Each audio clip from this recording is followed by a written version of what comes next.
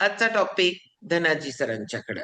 मन हे मन आहे ना, बिलकुल काही मानत नसतंय. त्याला त्याच्यावर संस्कार करणं, त्याला अंतर्मुख करणं, कारण ते बहिर्मुख आहे. ते कायम बाहेर पळत असतं. मन वडाय वडाय उभ्या पिकात लढूर, कारण ते कायम पळत असतं. आता इथं आणि थोड्या वेळात आईजवळ जातं आणि थोड्या वेळात मुलीजवळ जातं आणि थोड्या वेळात शेजाऱ्यांजवळ जातं. इथं डोळ्यांनी बघता बघता त्या विषयांचा वेध घेत घेत घेत कुठपर्यंत जाईल काही माहिती नाही. पण त्याला अंतर्मुख करणं हे खूप गरजेचं असतं आणि हे अंतर्मुख करण्यासाठी कुठल्या कुठल्या गोष्टी गरजेच्या आहेत ते धनाजी सर आपल्याला सांगायला लागलेत. त्यामुळे जाऊ आपण. धनाजी सर योग शिक्षक आहेत, शिक्षक आहेत, खूप लोकांना घडवतायत, म्हणजे मुलांना घडवतायत, छोट्यांना आता मोठ्यांना घडवायचं काम करायला लागले. त्यामुळे जोरदार क्लॅपिंग करू आपण धनाजी सरांसाठी. Continue Dhanaji sir. Sumit sir all mute टाका पहिला.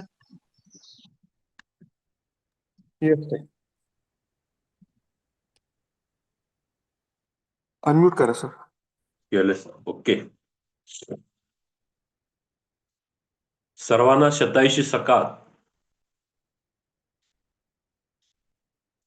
आता सगळ्या गोष्टीचं जसं उत्पन्न, बऱ्याच पिकांचं उत्पन्न आपण शेतातनं घेतो, तसं बऱ्याच गोष्टींचं, मग शारीरिक अनेक प्रकारच्या व्याधी असतील, सुख असेल, समाधान असेल, शांती असेल, अशांती असेल, त्रास असेल, फ्रस्ट्रेशन असेल, किंवा ह्या सगळ्या गोष्टींचं उत्पन्न आपल्या शरीरामध्ये कुठं होत असेल तर ते आपल्या मनामध्ये होत असतं.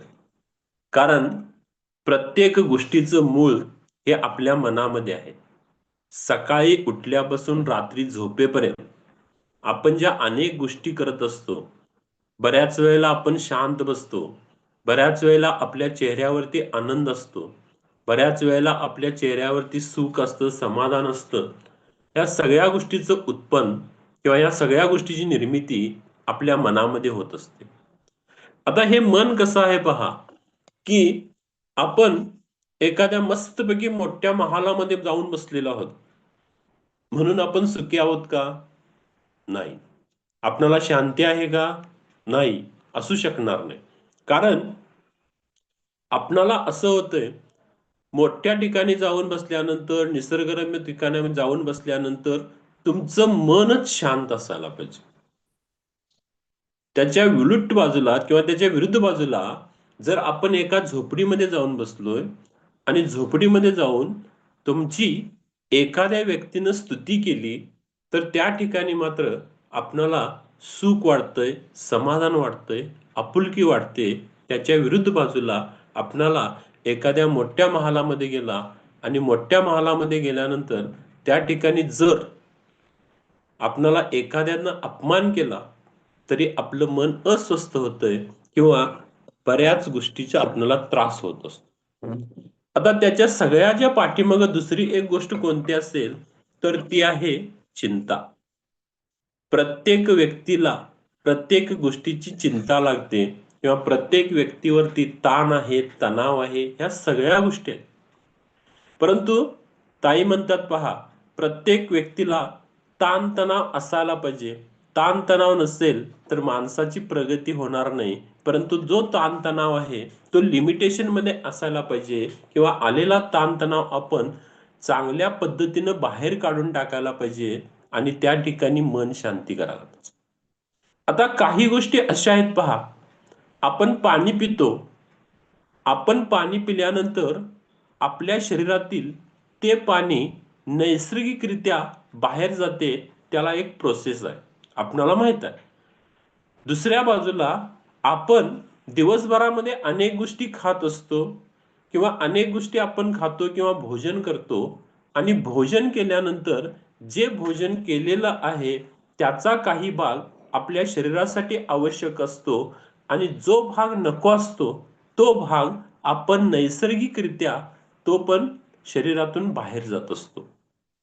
तसं वर्षानुवर्ष, महिन्यानुमहिने, दिवसांदिवस, तासांतास, सेकंदांसेकंद अनेक गोष्टी आपल्या मनामध्ये येत असतात.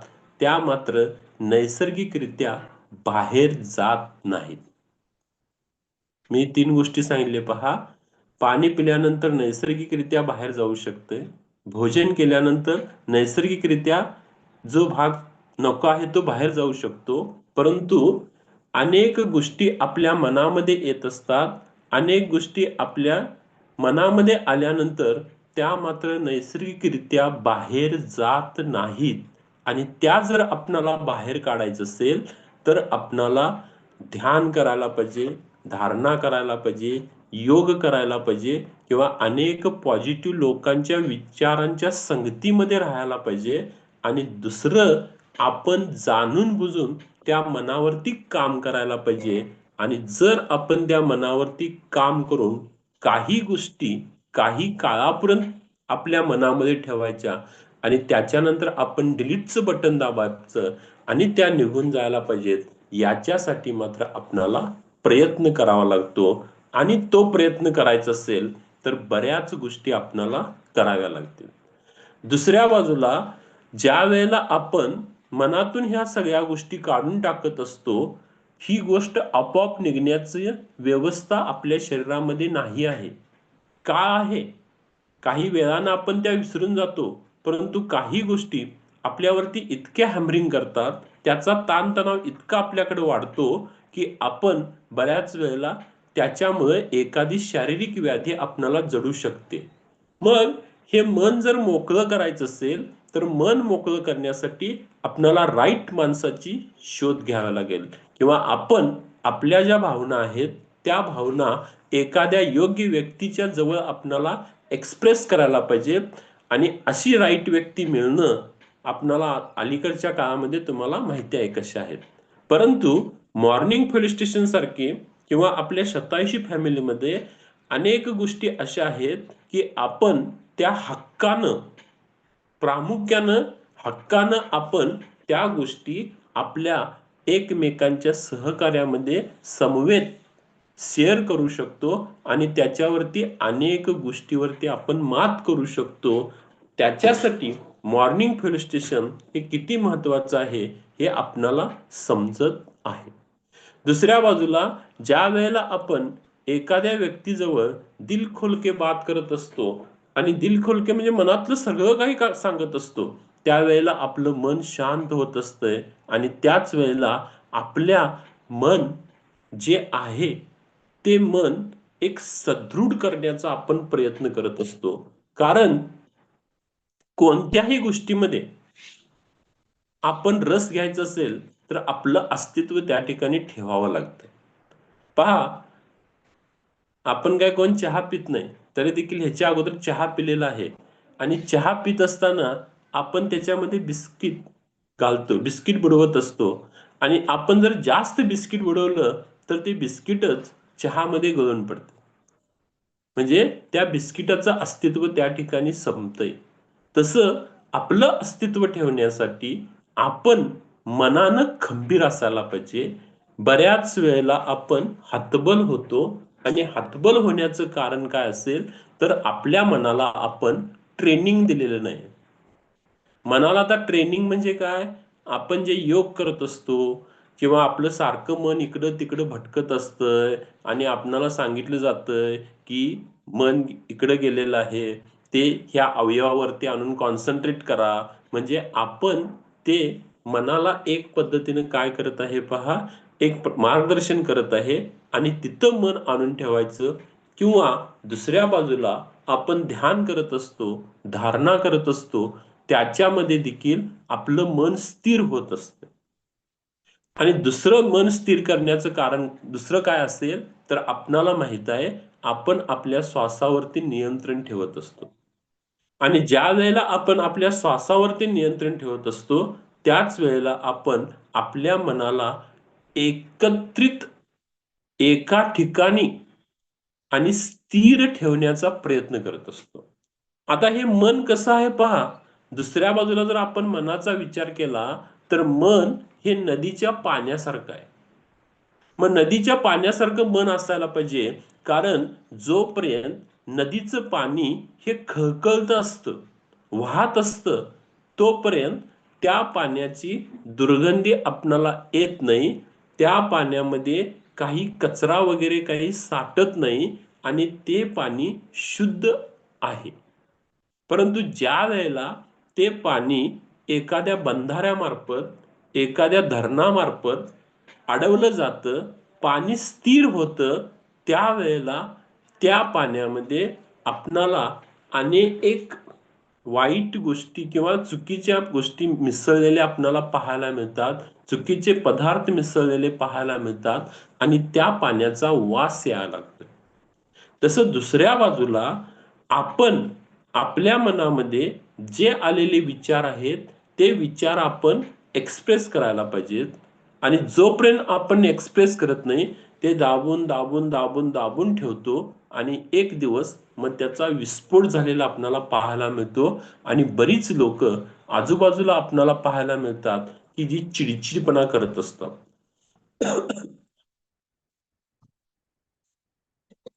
तर हा जो चिडचिडपणा आहे तो चिडचिडपणा म्हणजे त्याने आपल्या मनामध्ये साठवलेल्या अनेक सगळ्या गोष्टी आहेत.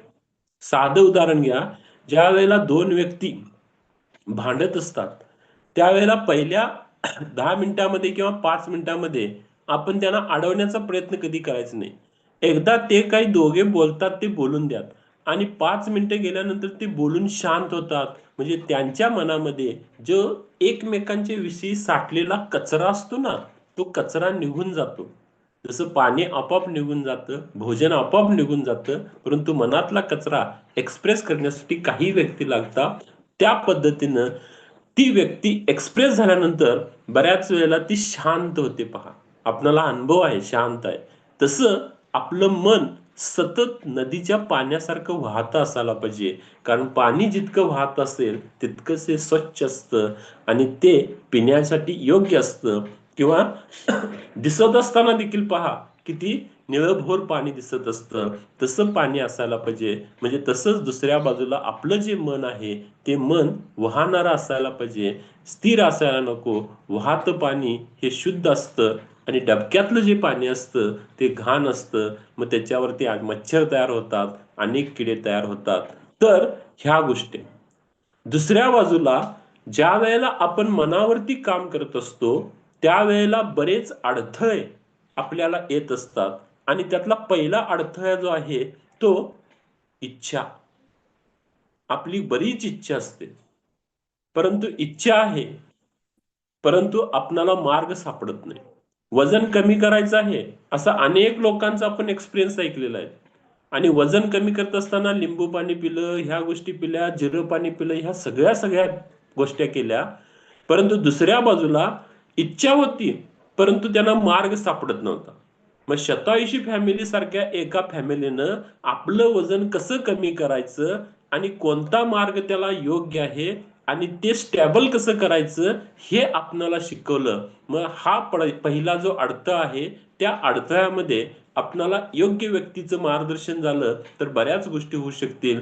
मग डायबिटीजची गोळी असेल, बीपीची गोळी असेल, थायरॉइडची गोळी असेल, कंबरदुखी असेल, ह्या सगळ्या गोष्टी आपणाला हे बंद व्हायला पाहिजे, परंतु त्याचा मार्ग सापडत नव्हता. आणि 21व्या शतकामध्ये आपणाला ह्या शतायुषी फॅमिली सारखी फॅमिली लाभून आपणाला ती इच्छा पूर्ण होत आहे. आणि दुसरी गोष्ट कुठली असेल आपली अडथळ्यामध्ये तर ती द्वेष आहे. सेकंदा सेकंदाला आपल्या मनामध्ये द्वेष निर्माण होतो आणि तुम्ही करून पहा, एकदा का तुमच्या मनातून द्वेष काढून टाका, तुम्हाला इतकं चांगलं फिलिंग वाटेल. तुम्ही असं समजाल, मी जगातील सर्वात सुखी माणूस कोण असेल तर तो मी आहे. कारण आपल्या मनामध्ये द्वेष असणार नाही, तिरस्कार असणार नाही, मत्सर असणार नाही. एखाद्या व्यक्तीबद्दल द्वेष करायला लागला की आपोआपच तुमची बीपी वाढायला लागेल. एखाद्या व्यक्तीबद्दल तिरस्कार करायला लागला तर आपोआपच तुमची शुगर वाढायला लागेल किंवा बाकीच्या अनेक व्याधी वाढायला लागतील. आणि ते नको असेल तर तुम्ही मॉर्निंग फील्ड स्टेशन जॉईन करा आणि हे जॉईन केल्यानंतर तुम्हाला समजेल की आपण कसं प्रेमानं वागायचं. प्रेम दिल्यानं वाढतंय, ते थांबत नाही. आणि दुसऱ्या बाजूला आपणाला सगळ्यात मोठा अडथळा कुठला असला तर तो आहे आळस. आत्ताच आपण अमर सरांचे एक्सपिरियन्स ऐकला. त्यांनी सांगितलं 87 फॅमिलीला जॉईन होण्याच्या अगोदर दुपारच्या पुढे असं मस्तपैकी बेडवरती पडून राहावं इकडं तिकडं असं त्यांना वाटायचं. तर याचं कारण काय होतं? आळस. आणि प्रत्येक व्यक्तीच्याकडं आळस आहे. परंतु त्या आळसावरती मात करून आपण पुढे काय लागलो, 28 किलो वजन त्यांचं कमी झालं, अनेक लोकांच्या अनेक व्याधी कमी झाल्या. आणि ही सगळ्यात मोठा अडथळा आहे. आणि त्याच्यानंतर आपलं जे मन आहे ते चंचल मन आहे.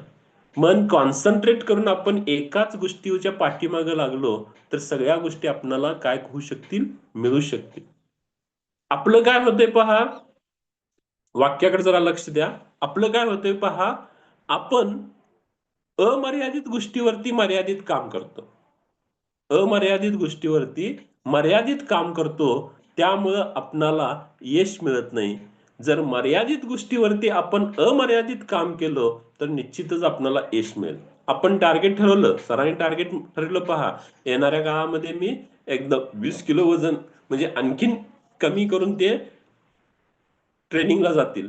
म्हणजे एक काय आहे पहा, दुसरी गोष्ट काय आहे, एकच आपण पहिला फोकस आणि त्या गोष्टीवरती फोकस केल्यानंतर आपोआपच तुमचं वजन कमी झालं, शुगर कमी होईल, बीपी कमी होईल, कंबर दुखायचं कमी होईल, पाठ कमी होईल, म्हणजे ह्या सगळ्या गोष्टी होतील. मग आपण मर्यादित गोष्टीवरती अमर्यादित काम करूया, म्हणजेच आपणाला आपलं मन कॉन्सन्ट्रेट होऊ शकेल. आणि सगळ्यात महत्वाचं म्हणजे वेळोवेळी अनुभव येतो आपल्याला संशयाचा. प्रत्येक ठिकाणी गेल्यानंतर आपण बऱ्याच वेळेला आपण एखाद्या कस्टमरकडे जात असतो किंवा सांगत असतं, मग त्यांचे संशयांचं एवढं मोठं जाळं असतंय की ते जाळं आपण कट करत करत करत करत करत त्यांना एक 4-5 वेळा मॉर्निंग पोलीस स्टेशन ऐकलं की त्यांना आपोआप पटतं ह्या गोष्टी. मग याच्यावरती मात करत असताना आपण पहा, पहिली गोष्ट कोणती असेल तर आपल्याला स्मृती. आता स्मृती कशी असते पहा, जेवताना आपण जेवत आहोत याच्यावरती कॉन्सन्ट्रेशन असू दे, चालताना आपण चालत आहोत याच्यावरती कॉन्सन्ट्रेशन असू दे, बोलताना आपण बोलत आहोत ह्याच्यावरती कॉन्सन्ट्रेशन असू दे.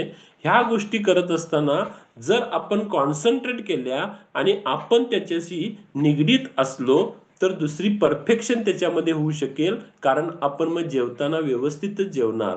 अनेक पदार्थ मांडलेले असतील तर त्यातला आपण पहिला सलाड शोधणार आणि सलाड पहिल्यांदा खाणार. चालत असताना कसं चालायचं हे आपल्याला माहित आहे. आणि बोलत असताना देखील आपले शब्द कसे असायला पाहिजेत जेणेकरून दुसऱ्या व्यक्तीला त्या शब्दांचा देखील त्रास होऊ शकणार नाही. दुसरी गोष्ट आहे, जर आपण मनाला परफेक्शन मध्ये करायचं असेल तर सगळ्यात महत्वाची गोष्ट कोणती असेल तर ती आहे ध्यान, म्हणजेच मेडिटेशन. आणि मेडिटेशन साधं साधं ताईन म्हणतात पहा, जर तुम्हाला लईच त्रास होत असेल तर आपण शांत बसून आपल्या श्वासावरती कॉन्सन्ट्रेशन केलं तर आपोआपच आपले बीपी देखील डाऊन होऊ शकेल, म्हणजे वाढलेला बीपी कमी होऊ शकेल, अनेक प्रकारचे त्रास कमी होऊ शकतील. कारण श्वासावरती आपण लक्ष केंद्रित करायला पाहिजे. आणि तिसरी गोष्ट आहे, जसं दोन चांगल्या व्यक्ती एकत्र येतात, ज्यांचे विचार जमत असतात, तसं सील असायला पाहिजे, म्हणजे नैतिकता आपल्या आचरणामध्ये असायला पाहिजे. कारण नैतिकता ही सगळ्यात महत्वाची गोष्ट आहे पहा. आणि ती नैतिकता आपलं मन खात असते. समजा एखाद्या व्यक्तीचं मी काही पैसे देणार आहे आणि ती व्यक्तीचं मी पैसे दिलेले नाहीत, त्याला पण माहिती आहे, मला पण माहिती आहे. परंतु ती व्यक्ती समोर दिसल्यानंतर माझ्या मनामध्ये ते विचार येतात की ह्या व्यक्तीचं मी पैसे देणार आहे किंवा ह्या व्यक्तीची मी वस्तू देणार आहे. म्हणजेच इनडायरेक्टली ते मन आपणाला खात असतं. म्हणून जीवनामध्ये सगळ्यात महत्वाचं काय असेल तर सील असेल, चारित्र्य असेल, एकमेकाला समजून घ्यायची गोष्ट असेल. दुसऱ्या बाजूला जसं पहा, मन असं आहे, तुम्ही त्या कोणत्या दिशेला घेऊन जाचीला तसं ते जात असतं. जसं शरीराला आकार देणारा कुंभार कोण असेल तर ते व्यायाम आहे. जसं विद्यार्थ्यांना घडवण्यासाठी शिक्षक असतील, तसं शरीराला आकार देणारा कुंभार कोण असेल तर तो व्यायाम आहे.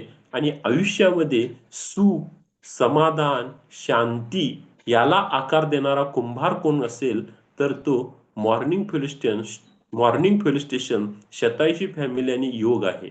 आणि त्याच्यामुळं आपल्या शरीराला किंवा आपल्या आत्म्याला एकंदरीत चांगला आकार मिळू शकेल. कारण मन असं आहे ते मी कोणत्या दिशेला नेचिला त्या दिशेला नेत असतंय. एक छोटीशी गोष्ट बघा, एक व्यक्ती असतोय, दिवसभर काम करून थकलेला असतोय आणि तो एका झाडाखाली विश्रांती घेत असतोय. आणि विश्रांती घेत असताना त्याच्या साईडला एक बिळ असते आणि त्या बिळामध्ये एक साप राहत असतोय. हा व्यक्ती झोपलेला असतोय, तो साप बाहेर येतोय, त्याच्या अंगावरती जातोय आणि परत तो बिळामध्ये जाऊन बसतोय. आणि त्याच वेळेला त्याला जाग येत्या, तर त्याच्या समोर त्याला उंदीर दिसतोय. आणि मग त्याला काय वाटतंय, की उंदीरच आपल्या शरीरावरती आलेला होता आणि तो आता आपल्या समोर आहे, असं त्याला वाटतंय. थोडा वेळ जातोय आणि थोडा वेळ गेल्यानंतर त्या उंदराला आपली झोप मोड केला म्हणून तो व्यक्ती अतिशय वाईट वाईट बोलत असतो किंवा त्याला मारण्याचा प्रयत्न करत असतो. तो उंदीर चुकवतो आणि परत तो व्यक्ती झोपतो. आणि तो झोपल्यानंतर काय होते पहा, त्या उंदराला राग येतोय, की माझा दोष नसताना देखील हा व्यक्ती मला रागवत आहे, मारण्याचा प्रयत्न करत आहे. म्हणून तो उंदीर काय करतो, त्याचा चावा घेतो.